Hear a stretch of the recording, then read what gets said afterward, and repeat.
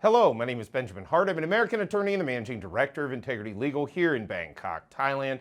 As the title of this video suggests, we're discussing what is still not the foregone conclusion of the notion cannabis is going to have some sort of rollback here in Thailand. One thing I've been very upset with the media about these past few weeks has been that they have been reporting on the cannabis issue as if it's some sort of foregone conclusion that we're going to roll back to some sort of, really at this point, in my mind, sort of draconian re-illegalization, putting this thing back on the narcotics list.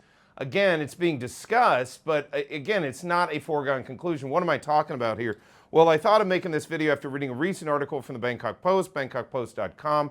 Article is titled BJT Chief, quote, puzzled, unquote, by U-turn. And by BJT, they're talking about Bumjai Thai, which is the party of Anutin Wirakul, former Minister of Public Health, now Minister of Interior. He was the one that actually kickstarted all of this some years back. Actually, if you go back into the history, this had to do with Section 44 power that was used under the Prayut government, and then this whole initiative sort of moved forward. But it did get a major sort of injection of momentum, if you will, beginning with the delisting some 2 years ago of this as a narcotic. Now, remember, that happened under emergency powers. We were under the emergency decree at the time, and as Minister of Public Health, it was my understanding that vested Mr. Anutin with certain extraordinary capabilities, which it's also my understanding don't now exist, to where they can just relist this again as a narcotic, just sort of unilaterally without any real basis in law of doing that. That said, the legal questions on all of this kind of are still unanswered.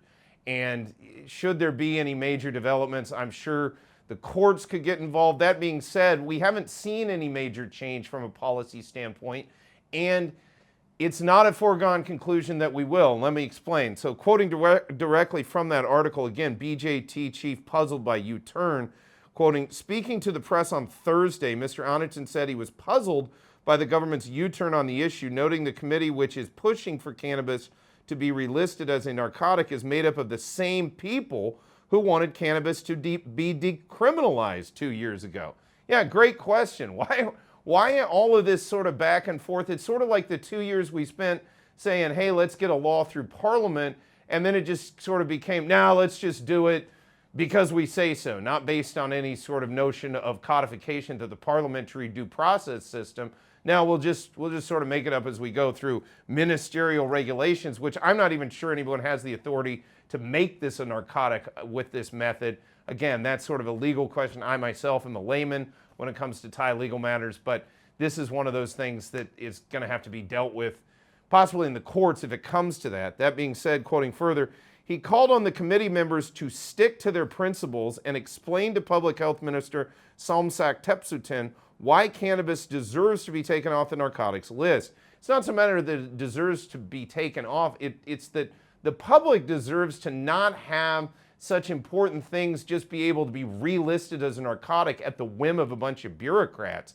That's my concern about it. Again, if this was to go through Parliament and Parliament said, well, actually we are going to relist it as a narcotic and we'll have all these other stipulations associated with it, I couldn't really complain about that per se, but to just do it, as I said in that prior video where I pulled out, the potted plant, under this same logic, they could say roses are a narcotic or something tomorrow. It really is quite an arbitrary and capricious way of making policy on a major issue here, especially an issue that now pertains to somewhere around about 8,000 different shops here in Thailand. That's thousands of entrepreneurs who are, operating in this space. Those folks are out there just trying to do their jobs and make a living, and again, through the arbitrary and capricious whims of a bunch of bureaucrats, could just sort of be shut down overnight. That doesn't seem like a very good, way to make policy either. Quoting further, the Bumjai Thai leader, who is also a deputy prime minister, added that he also told Mr. Strata, that's the prime minister, that ministries and organizations under his party's control reserve the right to vote against the push when the NCB, that's the Narcotics Control Board, convenes to discuss the matter. So they haven't even convened to discuss it. If and when they do, as we've discussed in prior videos, it's my understanding that Mr. Anutin sits as the ex officio chairman of such a convened meeting. So again, when he says this, that's something I really take a deep, hard listen to. Quoting further, he claimed Mr. Sreta said he was open to further discussions on the matter. That's good to hear. That's kind of a new development, that the Prime Minister isn't just stonewalling on this like we've seen in the past. Quoting further, and listening to Bumjai Thai's concerns about the cannabis relisting proposal.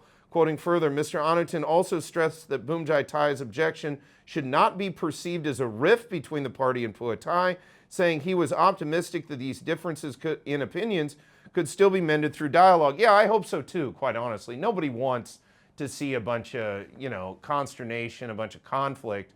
But long story short, it is, in my opinion, rather unreasonable, the notion of just unilaterally changing this from a non-narcotic, one that has licensing associated with it and documentation you have to maintain. Also, there are restrictions. You can't sell to children.